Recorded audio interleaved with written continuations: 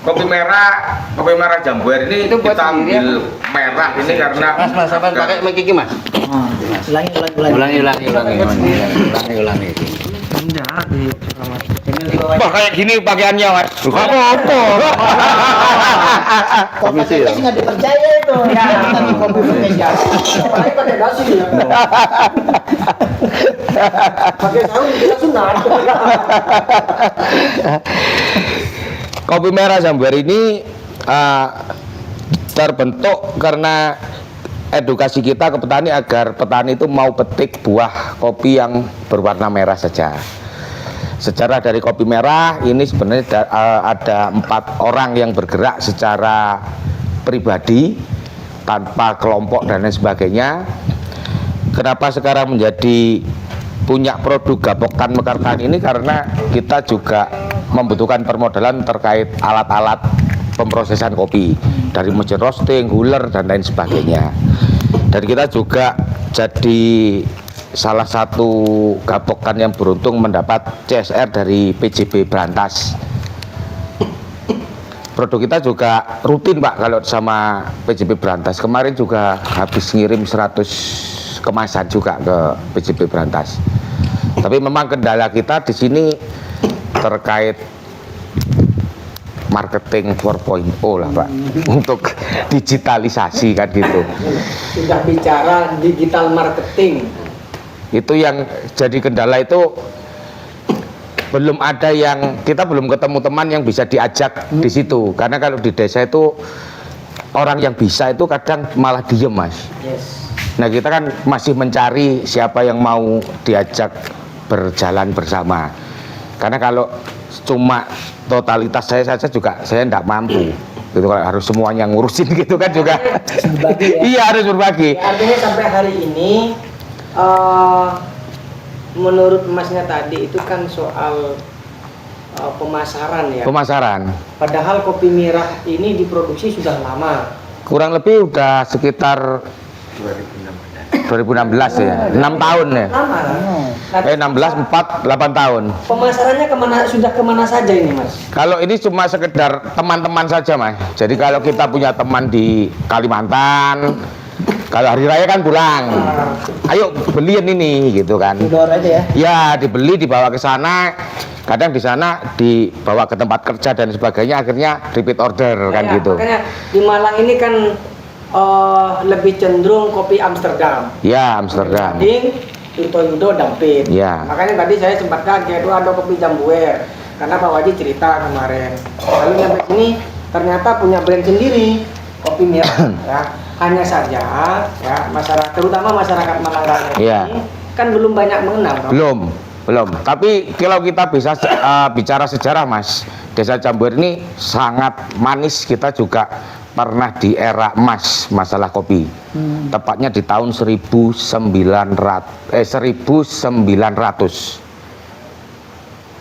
Itu Desa Jambuer itu menjadi tempat percontohan kopi robusta terbaik di era VOC. VOC. VOC, kita belum Hindia Belanda. Karena PTPN itu ada kan 1924. Kita itu 1900, iya. Jadi masih di era VOC. Nah, catatan itu kita temukan di dalam buku Sejarah Kebangkitan Ekonomi Jawa Timur, Pak. Itu ada tertulis di situ. Ada ya tertulisnya. Ada tertulis di dalam situ. Karena kita berarti pernah mencapai era emas di tahun itu, khusus di desa sini. Seperti itu. Terus sampai pernah mencapai era emas, lalu sekarang katakanlah ya Iya. mengalami Penurunan yang sangat drastis. Karena gini Mas, kita terutama tergantung kepada tengkulak dan tidak ada yang berpikir untuk menjual produk matang. Jadi habis panen, kering, jual tengkulak. Itu sudah terjadi berpuluh-puluh tahun di desa ini. Nah baru muncullah kita berempat tadi yang saya sebutkan, saya, Mas Yon, Pak Buhari dan Pak Teguh, itu yang baru bergerak katakan kita proses dulu. Hilirisasi. Kalau ngetrennya sekarang hilirisasi. Jadi kita proses dulu karena ini ada nilai lebih tinggi yang akan bisa dimanfaatkan oleh para petani desa kita. Jadi kita bisa ngontrol harga green bean untuk desa kita. Nah, setelah kemasan kayak gini, kuat berapa jenengan memproduksi mungkin dalam hari atau bulan? Kalau kita untuk yang terjual Mas ya, yang terjual. Tapi kalau untuk maksimal kita belum pernah coba. Tapi kita dalam 1 bulan itu pernah mencapai paling banyak itu 500 kilo Dalam 1 bulan. dalam 1 bulan. 500 kilo jadi berapa bungkusan 200 gram itu? Oh, macam-macam. Jadi ada yang mintanya roast beef seperti ini, ada juga yang seperti ini. Oh, ini juga dijual gini ya? Iya, kalau ini tapi kita jual khusus ke teman-teman kita yang juga punya Kafe. kedai, punya kafe, Pak. Khusus ya. Iya, seperti Sehingga itu. pangsa pasarnya itu tadi teman-teman yang memiliki kedai Ya, ya atau pertemanan yang teman-teman yang sedang merantau. Sehingga seperti diceritakan tadi. oh iya, teman-teman yang merantau dulu. Ya. Nah, kita habis teman-teman yang merantau, terus kita jalan ke teman-teman sesama pemilik usaha kedai kopi. Bahasanya kita kan kedai kopi aja Mas, karena kita belum punya rekanan kafe yang besar gitu. Jadi cuma warung kopi biasa gitu. Ada usaha nggak Mas? Misalnya untuk memasarkan supaya jangkauannya lebih luas misalnya. Sudah, tapi juga Atau ya alamiah begini enggak? oh, kalau masyarakat kita juga sempat ke Malang Mas. Kita dulu juga sempat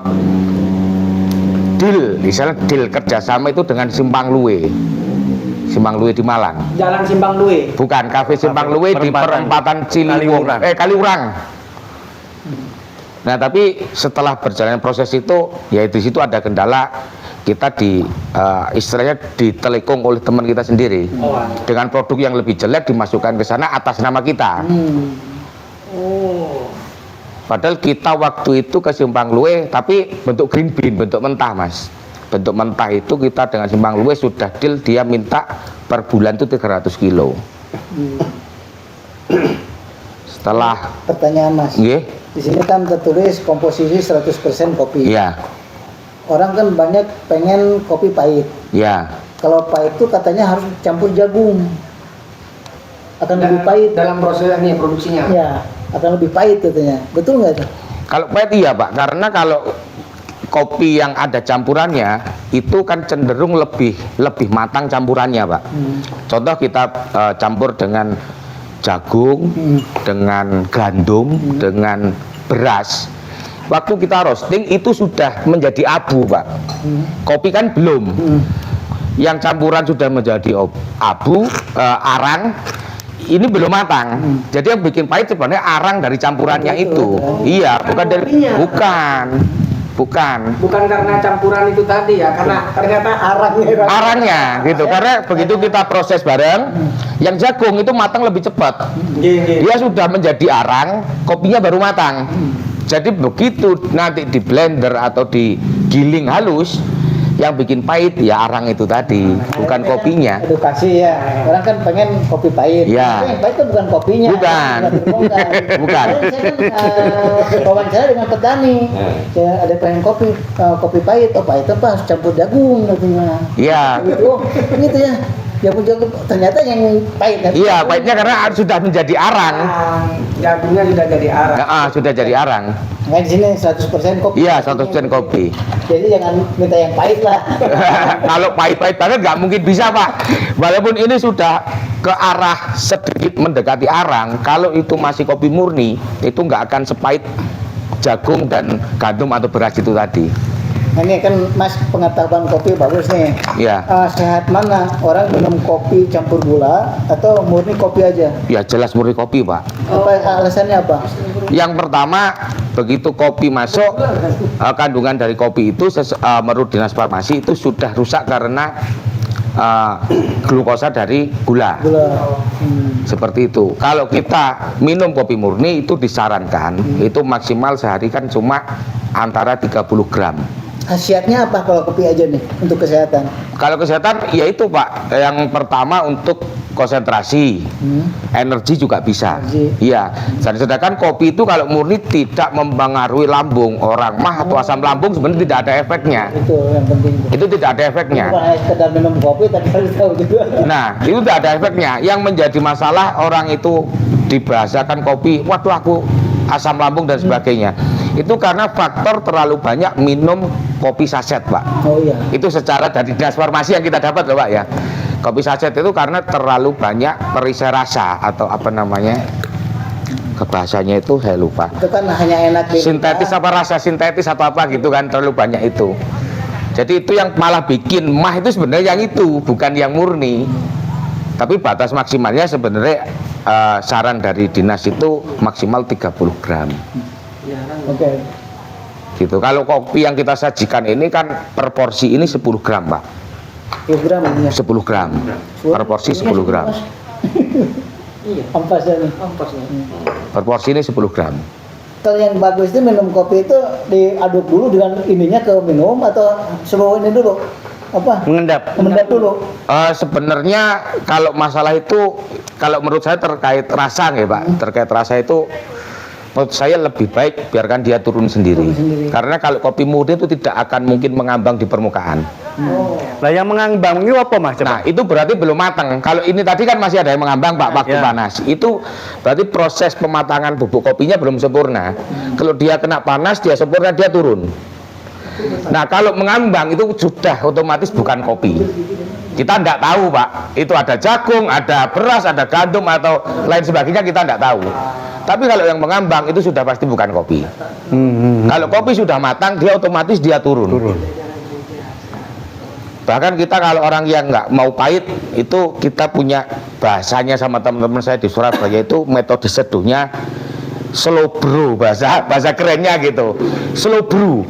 Jadi kita kasih air panas dulu, green size kopinya agak kasar, jadi habis air baru kita kasih kopi Pak. Jadi kopinya di atas air. Cara seduhnya. Nah itu nanti dibiarkan sampai dia turun habis. Nah nanti kalau dia sudah turun, itu nggak akan pahit Pak kopi itu. Kalau dia mau belajar kopi tanpa gula, biasanya kita ajarin yang seperti itu. Kopinya nanti nggak akan terasa pahit. Yang lebih aman lagi kalau untuk orang yang mah atau lambung itu memang seduh dingin, itu paling aman. Oh kalau punya lambung. Iya itu paling aman. Jadi kopi bubuk ini dikasih air putih biasa, dicampur, didiamkan minimal 12 jam. Habis itu disaring, itu paling aman untuk orang yang punya lambung atau mah. Sik Gitu. Mas, memotong. Tadi belum sempat kerekam edukasi dari disebut kopi merah. Kopi merah tadi itu apa? Oh baik Petani, ya. Kenapa Gapoktan Mekartani itu punya produk kopi merah Jambuer ini? Karena merah ini sebenarnya untuk mengedukasi petani kita agar petani kita mau memetik kopi itu yang matang, benar-benar matang, yang berwarna merah. Karena di situ warna merah itu atau biji merah akan menentukan kualitas kopi yang akan kita nikmati. Seperti itu. Berarti biji yang belum merah jangan dipetik. Jangan dipetik karena nanti ada rasa sepet, ada rasa getah. Itu pasti sudah di luar kopi yang berbiji merah Pak. Seperti itu. Makanya kopi merah ya. Iya.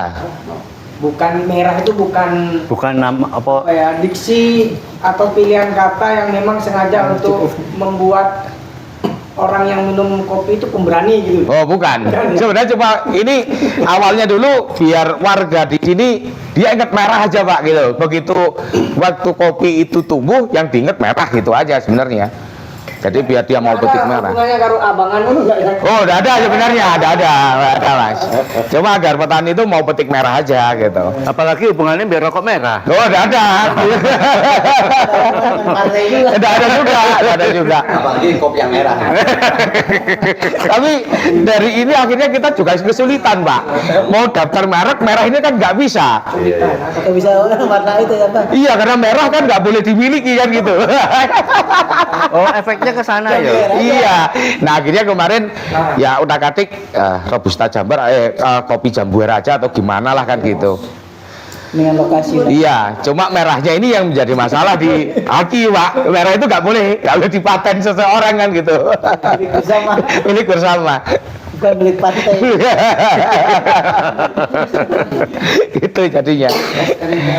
Ya cukup lah. Dan Oke. Saya kira itu teman-teman dosen Blangkon Channel ya, jadi sedikit banyak diedukasi di apa namanya nih, tempat wisata sekaligus tempat edukasi. Jowaran. Edukasi apapun sepanjang mencerdaskan kehidupan bangsa.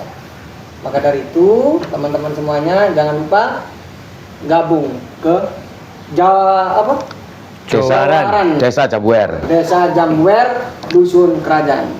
Sampai jumpa di episode selanjutnya. Saya Ramadan atas nama kru dan kerabat kerja yang bertugas mengucapkan salam Pancasila. Salam.